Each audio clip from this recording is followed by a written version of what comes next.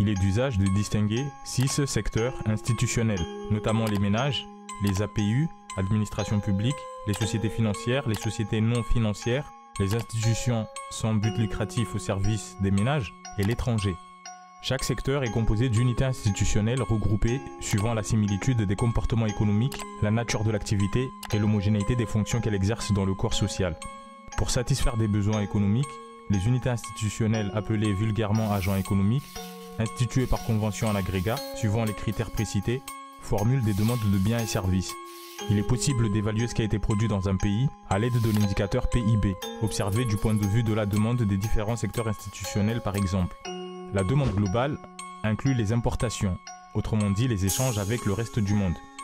Bonjour, bienvenue dans Econocomics. Aujourd'hui, nous allons parler de la production. Nous allons apprendre à distinguer essentiellement production marchande et production non marchande. Nous commenterons les variations de la production par secteur d'activité. Nous placerons un mot sur les mutations de l'appareil productif et le déversement de l'emploi des secteurs primaires et secondaires vers le tertiaire, sans oublier de jeter un œil sur les évolutions des coefficients budgétaires des postes de dépenses dans la structure de consommation finale des ménages.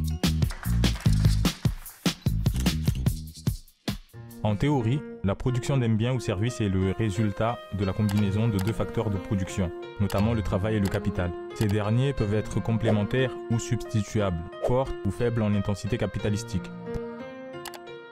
Pour mieux appréhender la nature de la production, celle-ci est scindée par les économistes pour des raisons pratiques en 2 parties. On distingue la production marchande de la production non marchande. La production non marchande renvoie à tous les biens et services offerts gratuitement ou vendus à un prix qui est inférieur à la moitié des coûts de production. Par extension, on parle de services non marchands. On peut citer par exemple certains médicaments génériques ou encore les collations offertes par des institutions caritatives telles que les Restos du Cœur. Selon l'INSEE, en France, entre 1950 et 2019, la part de la production non marchande dans le PIB a augmenté de 6 points de pourcentage. Cette hausse, on peut l'observer aussi à travers la courbe des dépenses publiques dont la tendance s'accorde avec l'évolution des prélèvements obligatoires. Autrement, la production marchande correspond à l'ensemble des biens et services vendus à un prix qui couvre au moins les coûts de production. Les entreprises privées telles que Sony et Netflix proposent sur le marché une production dont l'essence est marchande. Le prix payé par le consommateur permet aux entreprises d'être rentables, d'obtenir à la fin de l'exercice comptable un chiffre d'affaires supérieur au coût de production. Selon l'INSEE, en France, entre 1950 et 2019, la part de la production marchande dans le PIB a augmenté de 25 points de pourcentage, passant de 29% à 54%. Un même service peut être marchand ou non marchand selon qu'il est fourni par le marché ou par l'État.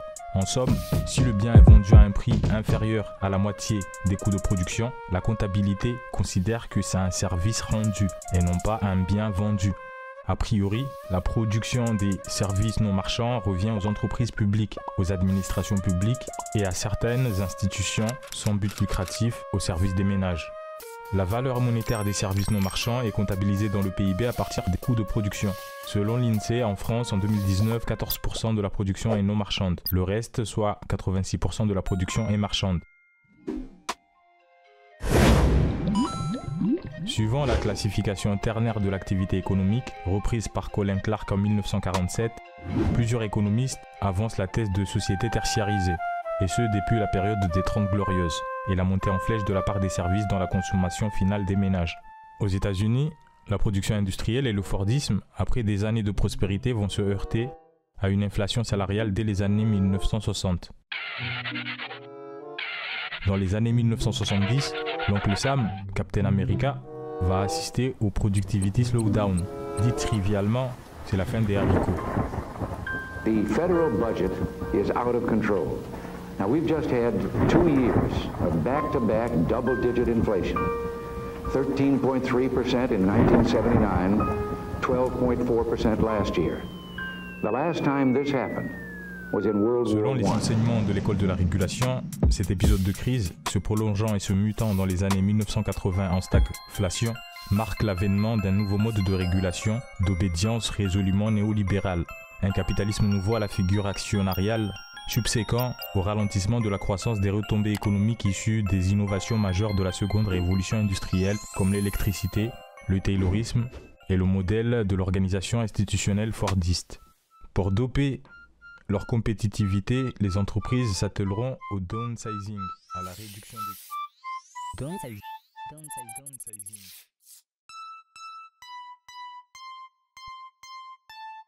Merci.